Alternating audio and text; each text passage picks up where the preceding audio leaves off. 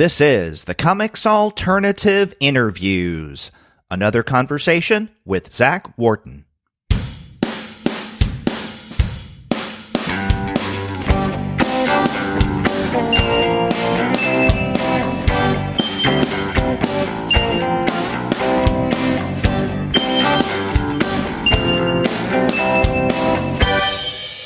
Greetings and welcome to another episode of the Comics Alternative Interviews. I'm Derek, and on this episode I talk with Zach Worton, whose latest book, The Curse of Charley Butters, has recently been released from Conundrum Press. But before we get to that interview, I want to tell you that this episode of the Comics Alternative Interviews is brought to you by the great folks at Discount Comic Book Service. Go to their website, dcbservice.com, for all of your comics pre-ordering needs. There, you're going to find all DC, Marvel, Image, and Dark Horse titles at 40% off the cover price if you pre-order. For all of the other publishers, you'll find that those discounts are anywhere from 20 to 35% off cover price, and every single month you're going to find some unbelievable specials. Sometimes those specials could be as much as 45% off of the cover price, sometimes 50% off cover, but every now and again you can find discounts that are even more impressive than that. And if you go to DCB Service right now, you'll find incredible savings on a variety of comics, including bundles of titles from such publishers as DC, Marvel, and Valiant. And since I'm talking with Zach Worton on this interview, it's worth checking out his drawn-in quarterly book, The Klondike, which you could get at DCB Service for 30% off of the cover price. Whatever kind of comics you enjoy reading, you can't beat the prices at Discount Comic Book Service. Go to dcbservice.com for all of your comics pre-ordering needs. And after you do get your titles there, please be sure to send them an email and tell them that the two guys with PhDs sent you. I last talked with Zach Worton about 2 years ago, around the time of the publication of the second volume in his Charley Butter series, The Search for Charley Butters. On that interview show, we discussed the development of his storyline and what we might expect in the third and final volume of the series, The Death of Charley Butters. As fate would have it, Zach and his publisher, Conundrum Press, decided to hold off on publishing the third standalone installment and instead publish the entire series in one complete volume. The result is The Curse of Charley Butters, just released last month and including the first two Charley Butter stories and what would have been the third. In fact, this complete collection reads as a tight, cohesive narrative, and getting all of the Charley Butter installments in one nice volume is definitely the way to go when reading this story. In this interview, I talk with Zach about the genesis of his project, the challenges involved in its serialization, the stark nature of the storytelling, and the experience of taking his protagonist down an ever-darkening downward spiral. I also talk with Zach about his other new work, The Weird World of Lagoola Gardner, a magazine-sized comic whose tone is completely different from Charley Butters, looser, more comedic, and reminiscent of the kind of freewheeling garage band and tiki-influenced publications of the late 1960s. I had a fun time talking with Zach, and I want to share that interview with you now.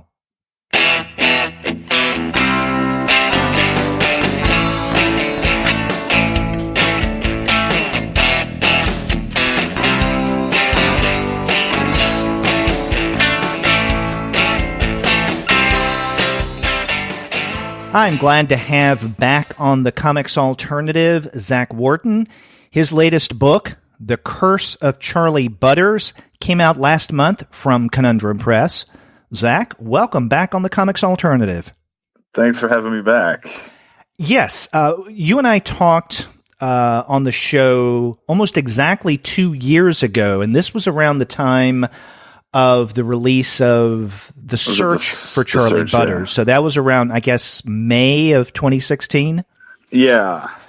And I remember at the time us talking about not only the first two installments of the trilogy, The Disappearance of Charley Butters, which came out in 2015, and then The Search for Charley Butters, but your next work, The Death of Charley Butters, that I think originally you thought that might come out in 2017.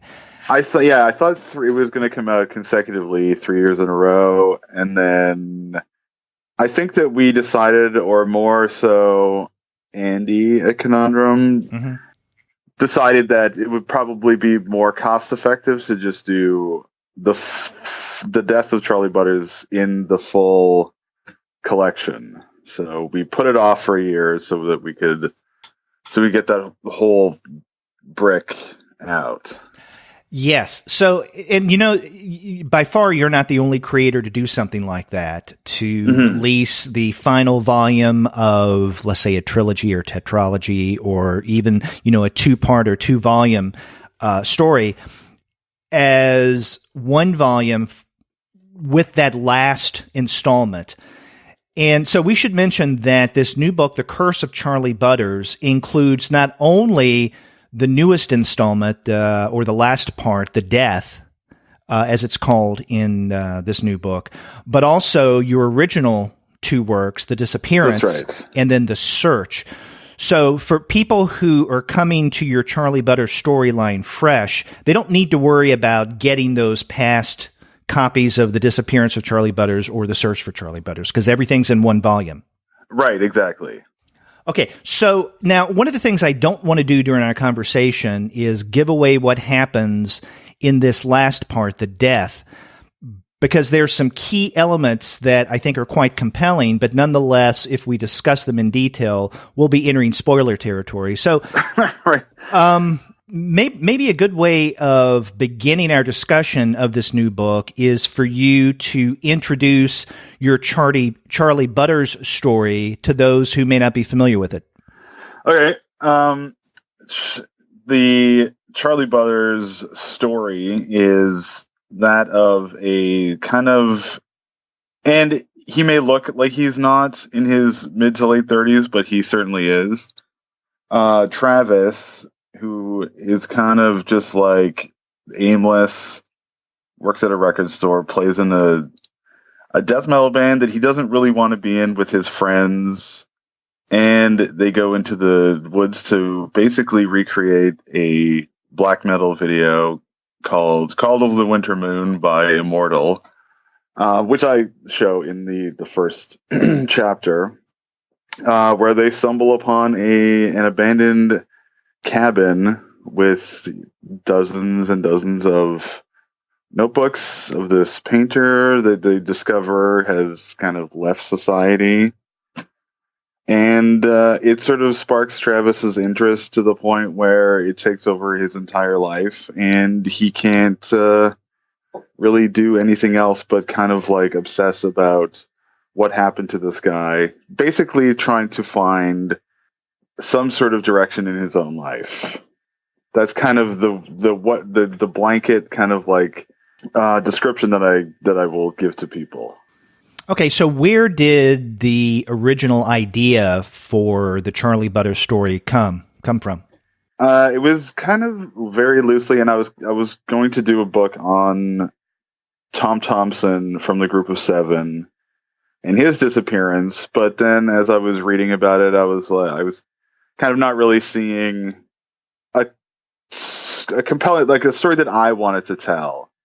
So then I kind of put it down for a while, and then years later, I was watching some of these black metal videos, and it all just kind of clicked. And then it kind of didn't really go past the first 25 or 26 pages at the time. I put it down again for another year or so. And then one day it just like the whole story kind of just fell into place, and then I just, did it. I just did it. Now, I remember during our conversation a couple of years ago, we talked quite a bit about the Klondike and all the work that went into that, all of the research. Mm-hmm. It was quite extensive. I remember you telling me. Yeah. Were you finished with the Klondike project by the time you started Charley Butters? No, I was living in Montreal at the time, and I think I was just finished it, maybe. So there might have been like a month of overlap, but probably not much. So I kind of, I had it in my head that I was going to do this. I was kind of looking for something to do for my next book while working on the Klondike, but that kind of, there was like a 4-year gap between. So I kind of shat the bed, in a sense, career-wise, comics-wise, in letting it too much time pass. Well, I remember you telling me last time we talked that the Klondike included so much work that you felt almost burned out. Yeah. That maybe even you needed that respite. Yeah, I guess I did. I did a few mini comics here and there in the time, but yeah, certainly it was 5 years of intense work, and it's fine. It's a fine book. I'm not going to say that I'm totally pleased with it, but it is what it is. I'm glad it came out. I'm glad I did it, but I think that there's things that I could have done better in it, for sure. Yeah, I mean, it's interesting that you seem a little, I guess, somewhat hesitant when you're in your endorsement of your own work, The Curse of Charley Butters, the complete story. What is it about the narrative that you feel a little iffy about? It's not with Charley Butters that I'm totally pleased with how that came out. Specifically, the death, the last chapter. I'm comic artists, cartoonists are always very critical of their own work, I think, as they should be. I think most artists, writers are. Klondike, I have reservations about. Oh, okay, I see. Yeah. But no, I'm pretty happy with specifically the last chapter of Charley Butters. Yeah. Okay. Now, for those who are already familiar with at least the first 2 volumes of the Charley Butter storyline, what can we say about the last part, the death, that's not the giveaway? Well, Travis does sort of continue down that path of self-destruction. What else can I say without giving anything away? That's kind of it, I guess. I don't know. You've read it, I assume, at this point? Oh, yes. Uh-huh. What would you say? That wouldn't give anything away. I mean, I'm pretty close to it, so I feel like saying anything might be spoiling something. That's an interesting question, because I was thinking about this earlier before we were talking and I was preparing for our interview.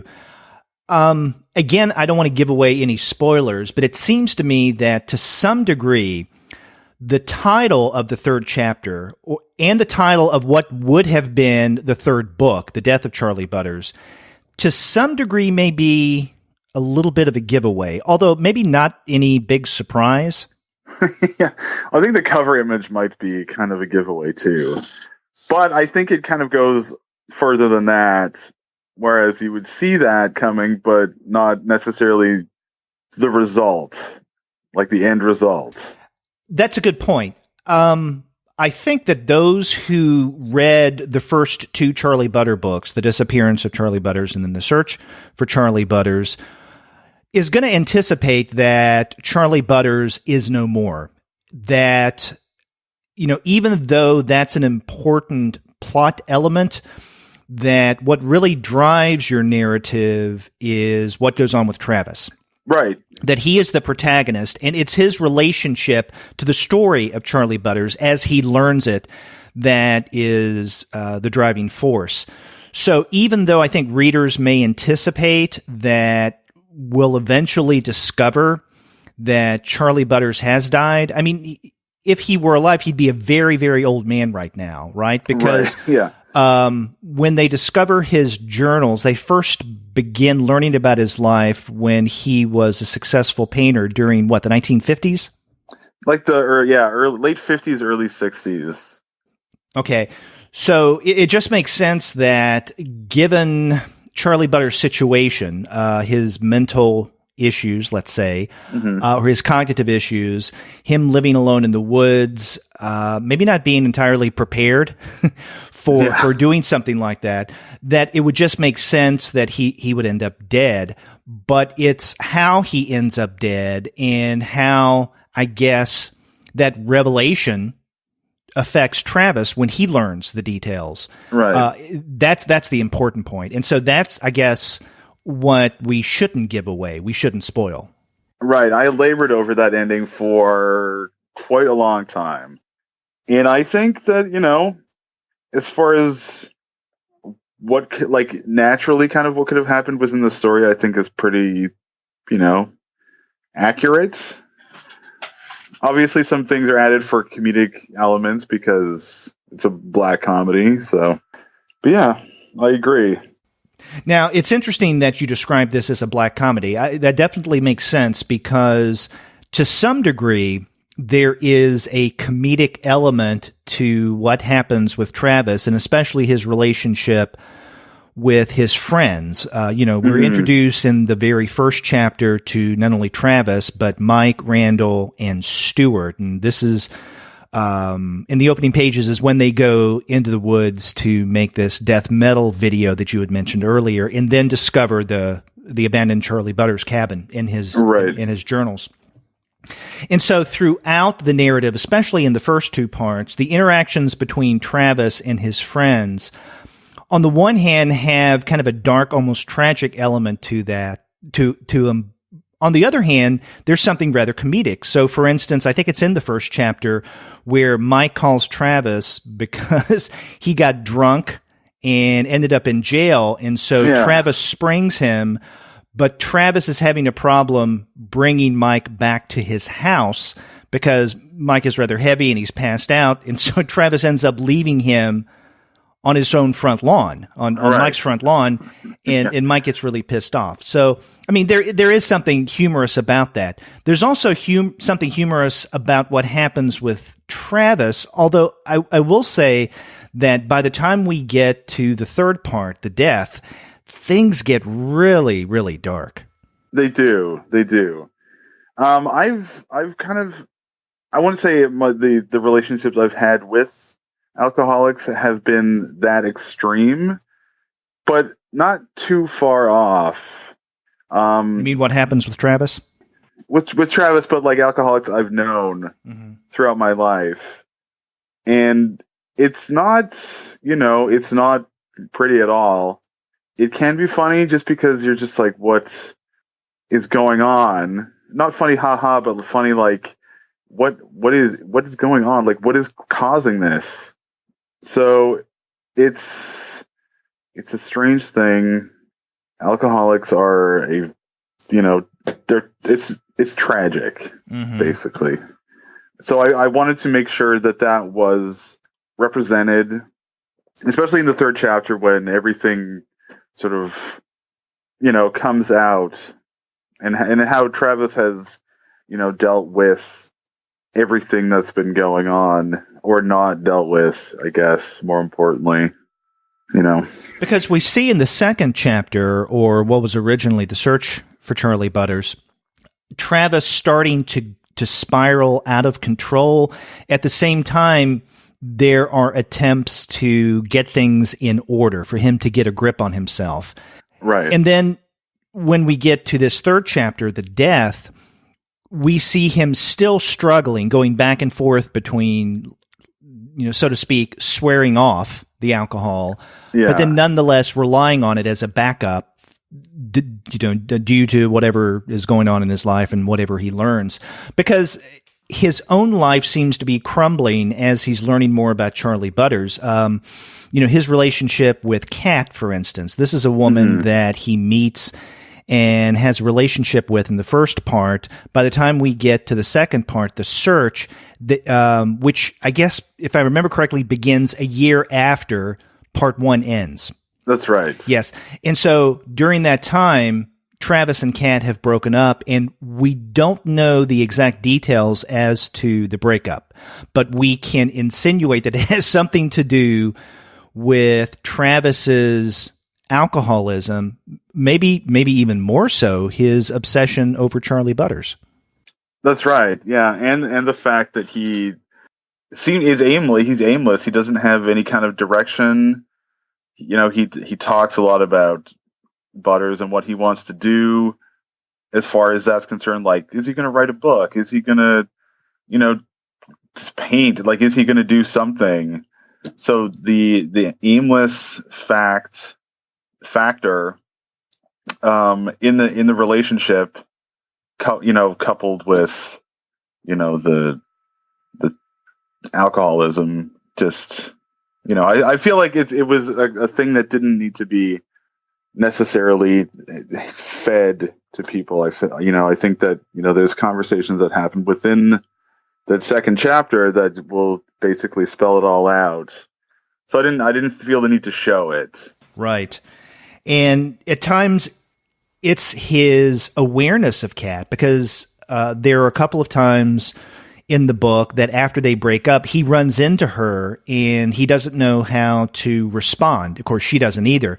But that seems to cause him to want to go back to drinking. That's right.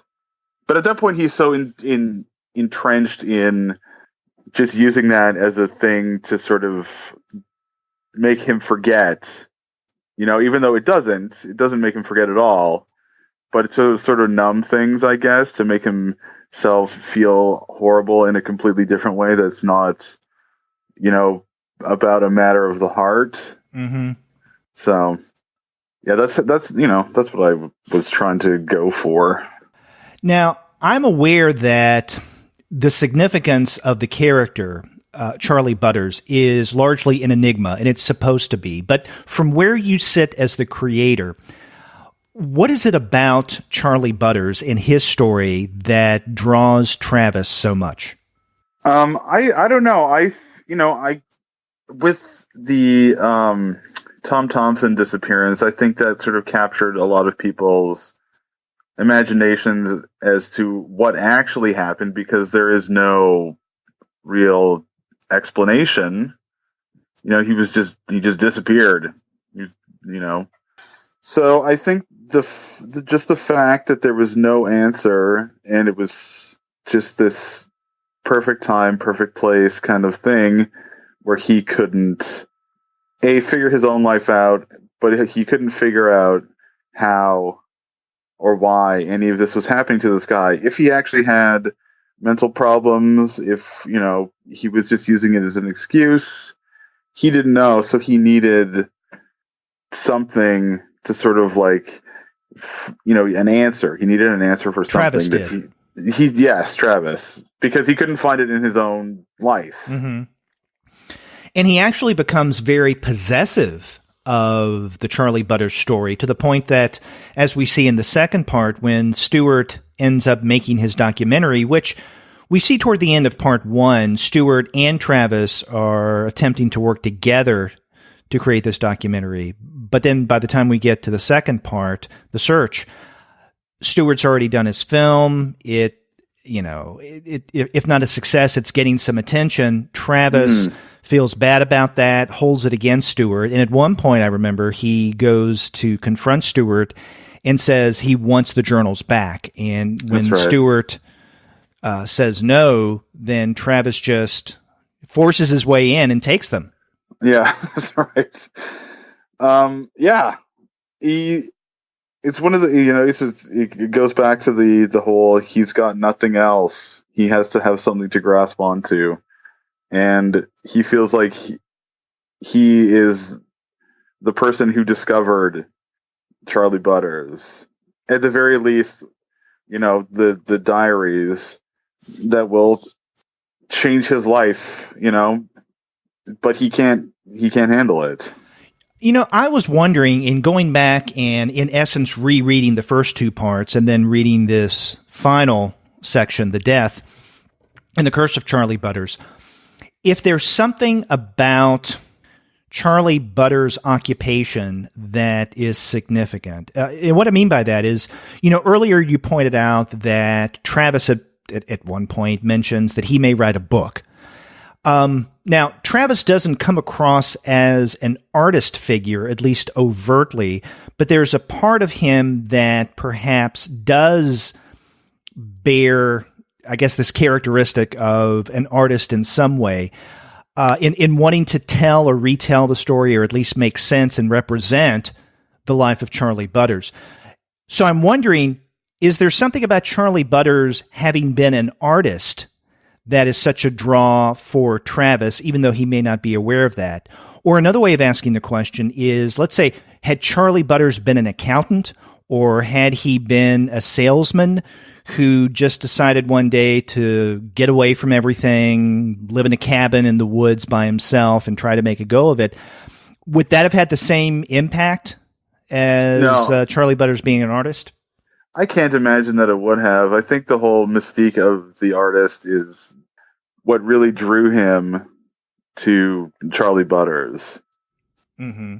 Well, then this becomes the question that I have for you. You know, anytime an artist writes about an artist figure in some way or another, flags go up to suggest that there may be something, if not autobiographical here, then something that the creator is wanting to say about the act of creation. So is there something about the Charley Butters figure and then Travis's relationship with this story through the diaries that is embedded in your own ideas or maybe even your own experiences when it comes to art, creativity, and whatnot? That's a good question. I don't, it's hard to pinpoint, I guess. I guess there are, I don't know. It's really, that's a tough one. And I was thinking of like one possible example. We learn in the first part through the diaries that Butters was a successful artist, a painter.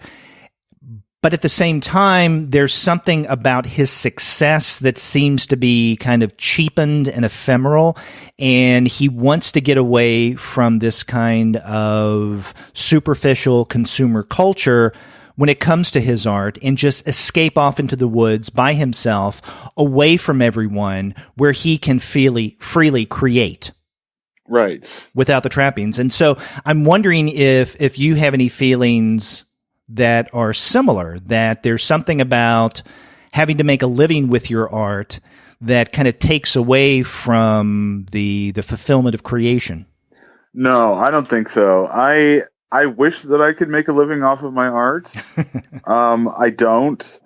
I do it, because I love doing it. And, comics are one of those things. If you're in it, like if you're not just kind of like a tourist in comics, I feel like as a creator, you're in it and that's it. You're going to die with a pen in your hand, Mm-hmm. So that's the way I feel for myself. So you don't empathize in any way about getting away from it all, getting away from society? No, not at all. No, I'm not the hugest fan of being in the great outdoors. I'm firmly a city boy, even though I'm from Saskatchewan. It's it's the unpredictability. Not the city is not unpredictable, but there's something that you just can't be controlled in nature. I think that I have the issue with. Mm-hmm. So I don't understand, and that's kind of the way that I wrote Charley Butters, was from this idea that I don't understand it. Okay. Getting back to Charley Butters as an enigma. Right. Mm-hmm. And I think that your comment just now about the unpredictability of a life of the sort that Charley Butters chooses comes out in, I think, the beginning, or it starts to come out in the second part, but definitely in part 3 of the book, The Death, when we see the character Bill. Right. Because we see Bill in part 2, but we're not entirely sure if this is actually that character. Right. But in part 3, we are confronted head on with Bill, and Bill is someone else, kind of like Charley Butters, who has decided to live off the grid, to get away from it all, to do his own thing in the wilderness. The difference between Bill and Charley Butters is that Bill is able to live off the land and to, I guess, account for the unpredictable nature of what the world throws at him, being on his own, whereas Charley Butters isn't. No, Charley Butters was kind of just like a city boy who just had, an artist who had this flight of fancy? Maybe. Was it just the fact that he couldn't control how how his mental state was spiraling out of control? It's kind of, up in the air. I don't want to obviously give anything away, but Charley Butters was not prepared for what he was doing. Mm-hmm. Whereas Bill was sort of just like this, grew up in the country, and there's no backstory to Bill, but in my mind, he's kind of just like the quintessential hunter-gatherer kind of guy. Right. So what is it about the character of Travis that drew you? I mean, to make him the protagonist, because he's obviously the focus of your narrative. And as we've been discussing, I mean, there's something not only comedic, but also quite tragic about this figure. So what is it about Travis that drew you so much in this story? Travis, in a way, aside from the horrible alcoholism, kind of was me at that time a little bit, because I couldn't figure out anything. I couldn't figure out what I wanted to do. I couldn't outside of comics, I couldn't figure out anything. I didn't have a lasting relationship. It was just kind of one of those things where it seemed, sort of autobiographical in a way, at the very base of his character, I think. So I kind of just wrote from that. Okay. So there was no question, even from the beginning, that Travis would have been the protagonist. No, it was always Travis's story. And Charley Butters was sort of like the support cast. Along with the other figures, Mike, Randall, Stewart. Right, yeah. But I say second billing would definitely have been Charley, but Travis is the focal point. So now that the final part of the Curse of Charley Butters, the death, is completed, and we have everything in one collection, are you completely finished now with the Charley Butters storyline? I'm finished with the Charley Butters storyline, but I don't think I'm finished with the Travis storyline. I was just talking with my girlfriend yesterday about kind of where I would want to go. Probably in a couple of years with another Travis story, if I could get anyone to publish it. And obviously I don't want to give anything away, but it would take place, obviously after I can't give anything. I can't even talk about it, because I feel like if I do, I'm just going to give away what happens. Right. Well, for those who do read The Curse of Charley Butters, obviously they'll know what happens to Travis, where he ends up. And it makes sense that you would pick up from there, but we can't talk about where the there is without spoiling things. Yeah, it's kind of it's hard, because I want to talk about it, but that's fine. Yeah. But this would obviously be an older and more world-worn Travis. Oh, yeah, absolutely. Absolutely. He would be, probably in his early 40s. That's about all I can say. I'm not giving anything away.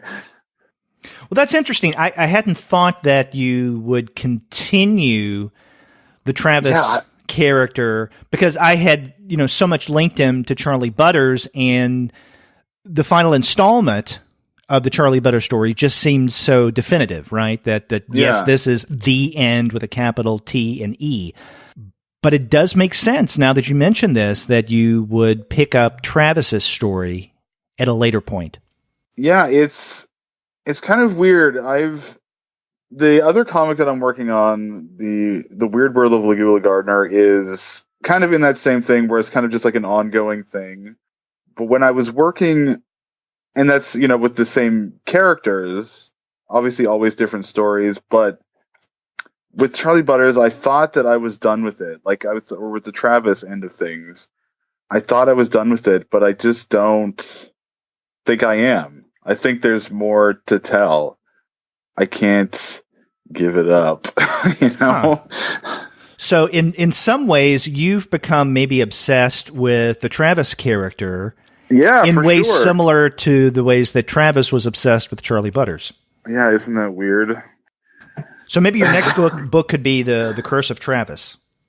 It'll be something like that. Definitely a book curse of some kind. But you say you're not going to be starting on anything like that for a while. Yeah, I want to finish up the next couple of Lagoola Gardner comics, which will sort of like be one story.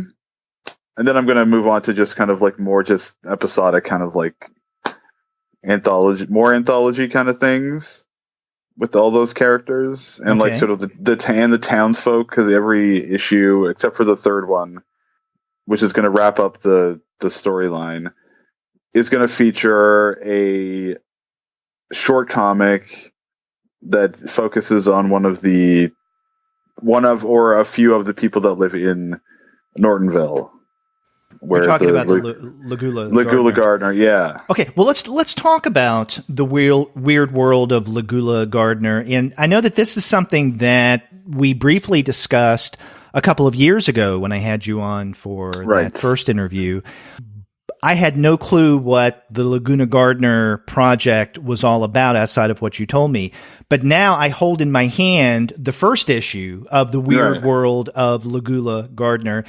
And I have to say, it is wild, and it is significantly tonally different from the Curse of Charley Butters. It's almost as if, I guess comparatively, the Curse of Charley Butters, or your Charley Butter storyline, was Zach Worton kind of constraining himself to some degree in terms of form, but with the weird world of Lagoola Gardner, it's like you just completely let loose. Yeah, well, I mean, I have a huge love of weird old, horror and sci-fi movies, like the lower the budget, Italian stuff, Filipino stuff, American stuff, like basically all that kind of thing, like trashy body kind of stuff is tonally where my heart lies. So I was just one day I was just like, I think I was talking with my girlfriend, and she had said something that I misheard her. And that's kind of where the name Lagoola Gardner came from. And then I was just like, oh man, this name is good. I gotta write something. Then I was just like, you know what? I'm just going to do exactly what I want to do. Not that Charley Butters wasn't what I wanted to do, but this was like me just, pedal to the metal, kind of doing everything that I really love in sort of like trash culture. So another side of Zach Worton. That's right. Okay, so this first issue of the Weird World of Lagoola Gardner came out, if I'm not mistaken, in January of this year, right? Yes, I had copies last TCAF that I was selling, but I worked out a deal with Fantagraphics to distribute it. So it's and that works out like it's you don't get like prime placement in the catalog, like in the Diamond catalog with them. It's kind of like when they have free space, they will put it in and they will distribute it. And then you fill the orders with Diamond, so you have to mail the boxes of books and all that stuff. And it's the same kind of thing, I think, the Sammy Harcum and Kevin Huizenga. I'm not sure if anyone else is doing it with them, but I was like, this is great. I can, I keep most of the money. They take a cut, obviously, but so yeah, it took a while to get out into the stores, but it did, and I'm really happy about it. I will gonna up the production value of the comic for the next one.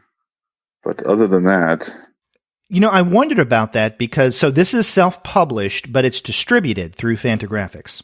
Right. Yeah, and I remember seeing it in, I can't remember what catalog it was, maybe November of last year in the previous catalog when it was solicited. And I thought, oh, that's interesting, because I remember you saying something about the Lagoola Gardner comic the last time we talked. And then I saw it in the Fantagraphics section. I wondered, so this is not going to be a Conundrum Press. This is something through Fantagraphics. But then I got my copy, and in the indicia, there's no mention at all of Fantagraphics, although it is listed on Fantagraphics' website. Yeah, it is.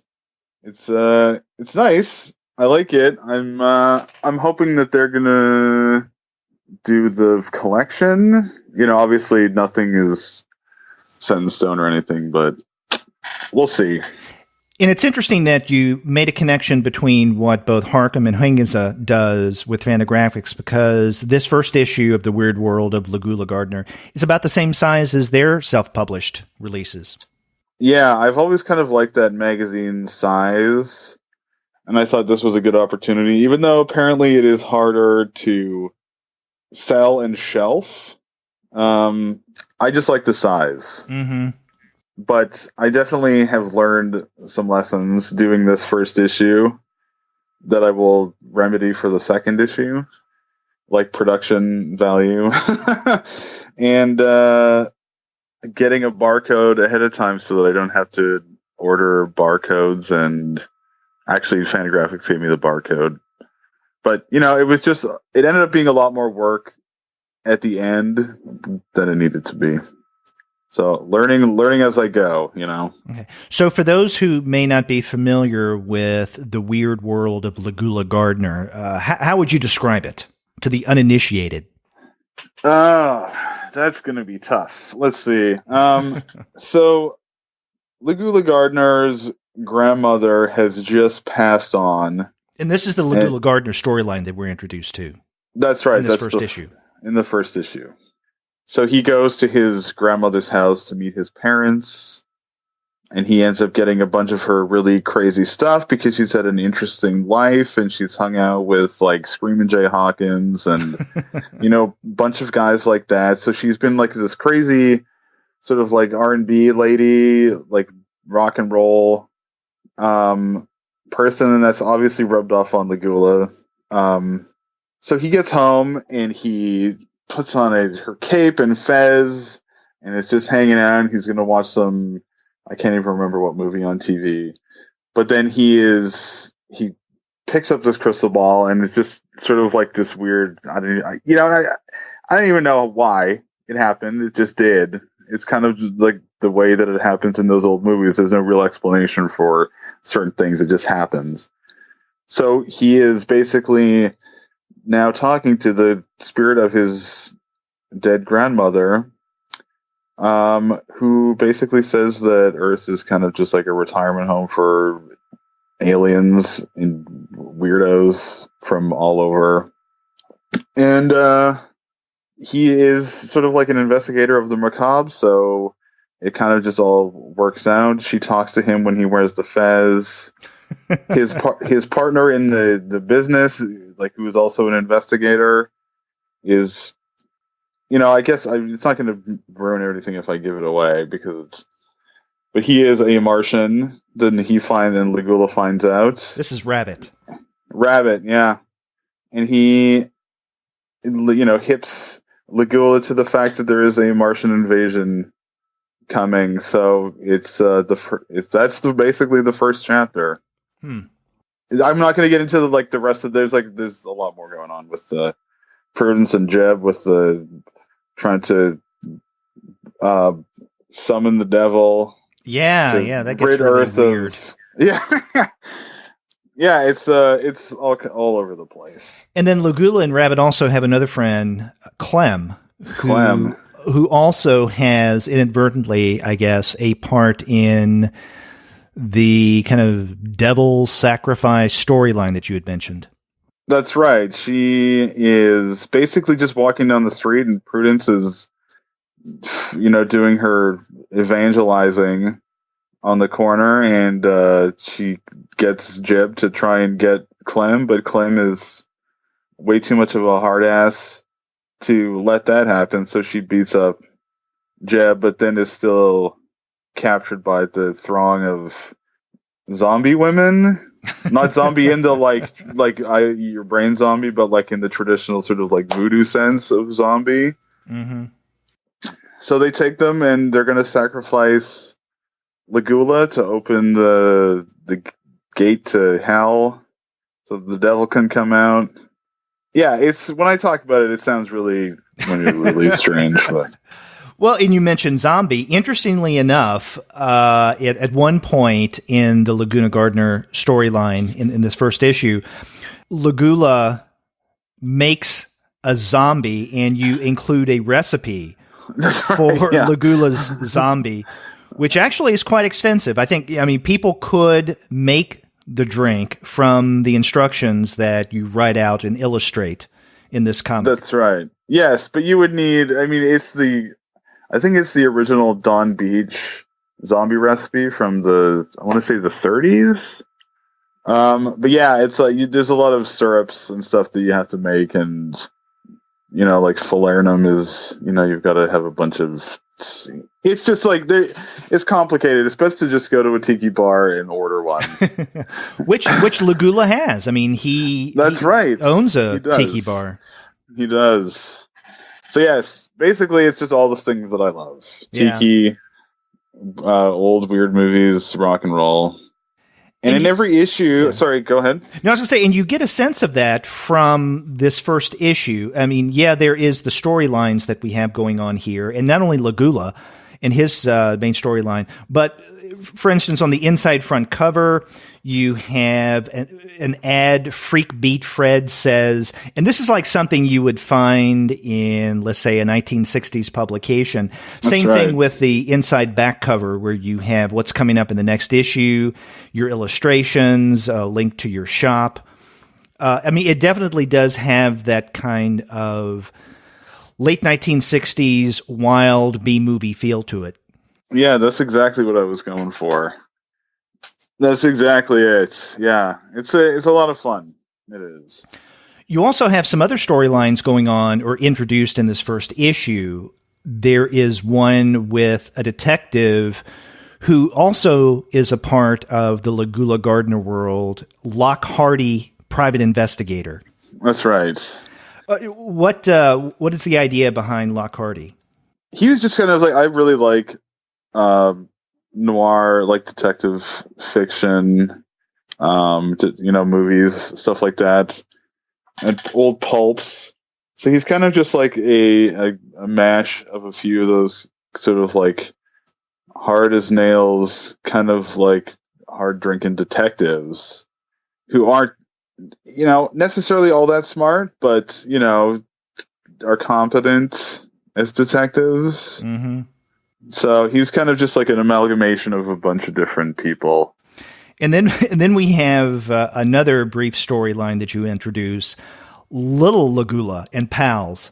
So L-I'-L, not Little Lagoola, Lil Lagoola and Pals. Yeah. That is kind of like me starting out being like, this is how Lagoola was formed as a person. Mm-hmm. Like he's just like a regular kid, and then he's all of a sudden thrown into this strange world of like things that aren't normal. And that's the story that I start in. That was kind of similar to something that happened, obviously minus the weird robot dog. As a kid, so like that elementary, like I went onto Google Maps. And that school is my old elementary school, and the house is the house that we would talk about and go hang around sort of a little bit, like from a distance, because we thought like there was rumors going around that this guy was like up to some nefarious things, like unholy kind of things. So that Lagoola story is kind of sort of based on what me and my friends were up to as kids, like weirdly going and like lurking around people's houses trying to see if there was some, nefarious goings on. And in fact, on the last page of the Little Lagoola storyline, which ends this first issue, Lagoola and his friends look through the window of this old beat up cabin, and they see something, but of course we don't know what they see. We have to wait until issue number 2, I guess, to find out what they're looking at. Yeah. And the first one is pretty kind of like lighthearted, with the kids. There's like the foul-mouthed kid who smokes cigarettes. Mm-hmm.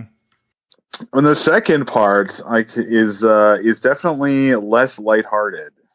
Of the little Lagoola storyline? Of the little Lagoola one. So it's not going to be super long, but it's kind of just like an introduction into how Lagoola became who he is, as far as like being an investigator of the macabre, So this is something that you're going to be doing for subsequent issues of the Weird World of Lagoola Gardner. We'll have the main storyline, but then you'll also include supplementary stories, such as the little Lagoola installments, but also maybe future stories of Lock Hardy and maybe of other figures. Yeah, well, in the third issue, so in the second issue, which I'm currently working on, I introduce a lot of side characters, the other guys that work at the bar who are based on sort of like prominent exotica musicians, like Martin Denny, Les Baxter, and Arthur Lyman are all characters. Mr. and Mrs. I come back. Lagoola's dad. And then my band is going to be killed off in the second issue.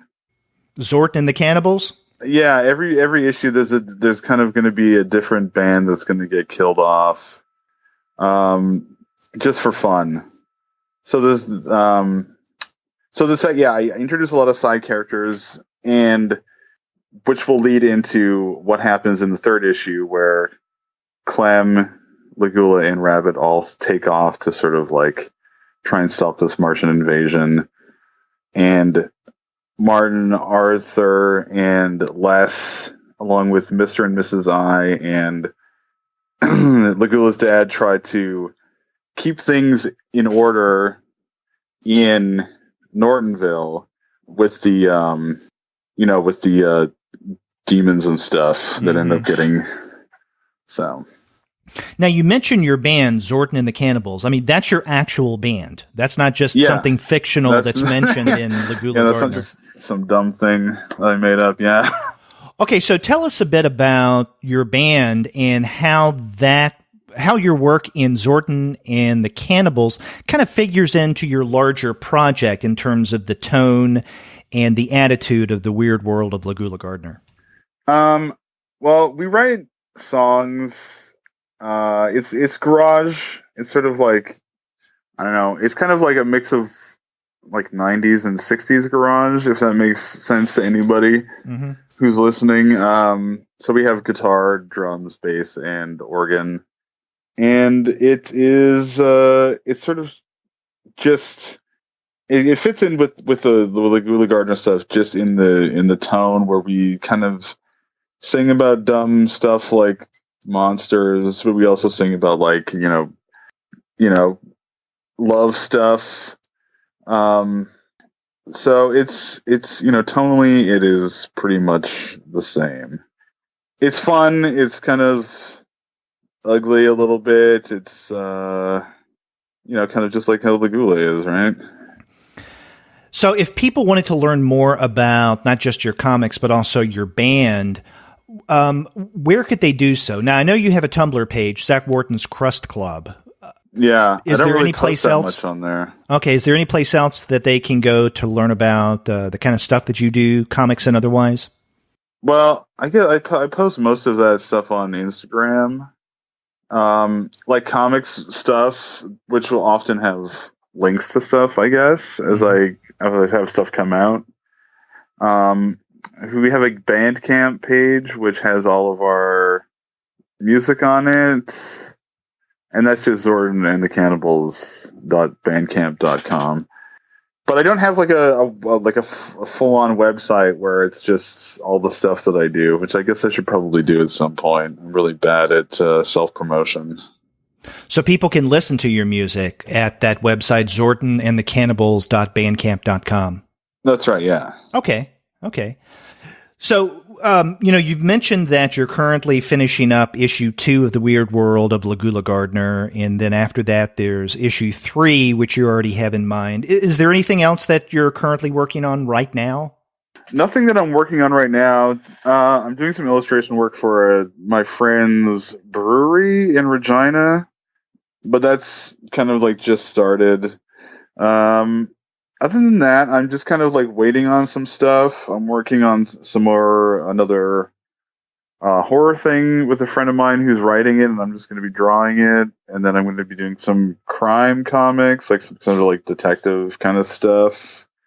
There's no, shortage of stuff, like things, I guess, that I'm doing, but it's just, it's slow. I have a day job too, which takes up more time than I wanted to, but you got to pay the bills, right? Right.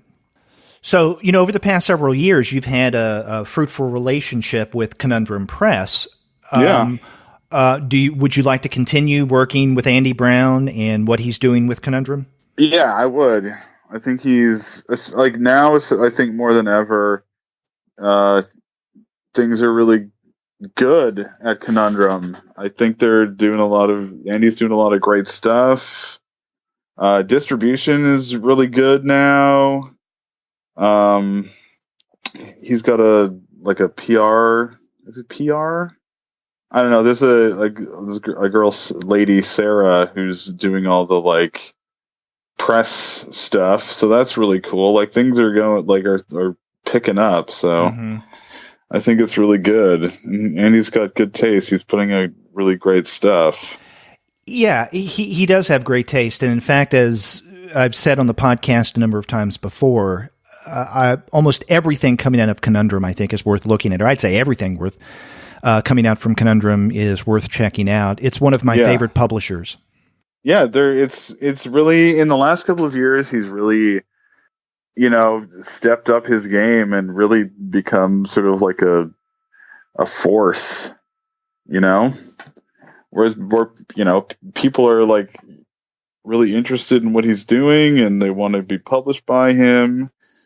I feel like him and Annie Koyama have really sort of made a difference as far as what's going on and what's coming out, and just the caliber of stuff, and just not even formalist stuff, just weird comics too. Mm-hmm. Oh, I agree. And in fact, I think several years ago, if someone would have asked me about prominent Canadian publishers when it comes to comics, I mean, obviously, I'd mention Drawn and Quarterly. I mean, they're the gorilla in the room, so to speak. That would have probably been about the only publisher that I knew much of anything about up until several years ago.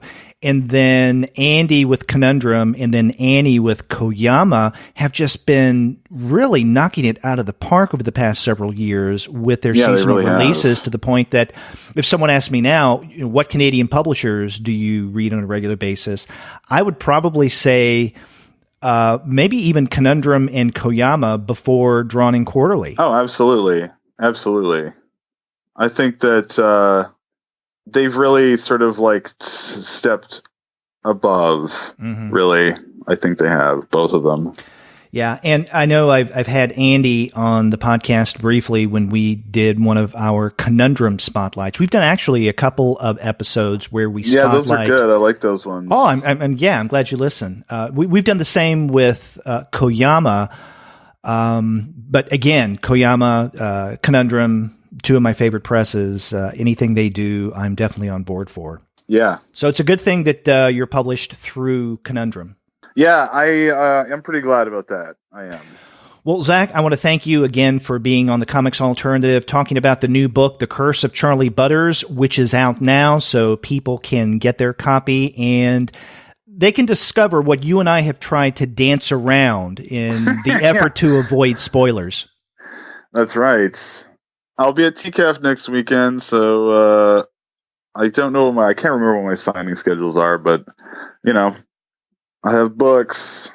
So if you're heading to TCAF, be sure to look for Zach. Thanks, man.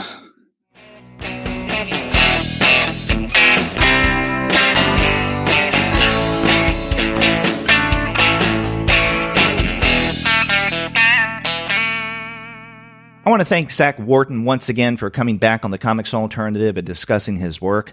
In fact, be sure to listen to this episode to its very end, and you can hear more of Zach's work. The song Gotta Get You Out of My Head, performed by his band Zorton and the Cannibals. It's really good stuff. And if you want to find great comics like the kind I discussed with Zach, then you do well to check out the website of our sponsor, Discount Comic Book Service. Go to dcbservice.com, where every month you'll find unbeatable prices on your favorite comics and on titles that you may not know about, but you probably should. That's dcbservice.com. And after you do get your comics there, get in touch with me and let me know what you thought about my interview with Zach Worton. If you go to our website, comicsalternative.com, you'll find that you can leave us a voice message online via SpeakPipe. Or you can call us the old-fashioned way by picking up your phone and dialing 4153-COMICS. That's 415-326-6427. You can also email us. We're 2guys@comicsalternative.com. Or you can email me directly. I'm Derek at comicsalternative.com. And you can find us all over social media, such as on Twitter, Facebook, Tumblr, Instagram, Google+, Goodreads, Pinterest, YouTube, Slack, and Discord. You can subscribe to the podcast through Apple Podcasts. You can stream us on Stitcher. You can also find us on TuneIn, on Spotify, on iHeartRadio, and on Google Play Music. But you can find every single one of our podcast episodes, as well as the reviews and comics-related commentary that we post on our blog, simply by going to our website, comicsalternative.com. We've got more interviews lined up for the coming days, so be sure to listen up for those. Until then, take care.